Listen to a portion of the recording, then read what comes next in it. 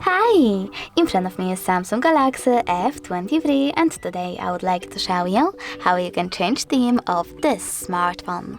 Start by opening settings. Now you need to click on theme over here, themes, and then click on the bottom left corner. After that, tap on the search bar, type in wherever you wish to, like blue, for example, and pick the best theme for you. I will go with that one. After that, select download and wait. Finally, click on apply, wait again, sorry. And as you can see, theme of my device has changed.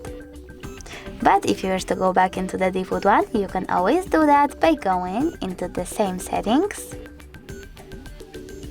choosing themes one more time, and this time clicking on menu at the bottom right corner. Now tap on my stuff, and to go back into your default theme, click on default, select apply, and wait. Thanks so much for watching. If you enjoyed this video, leave a like, comment, and don't forget to subscribe. Bye!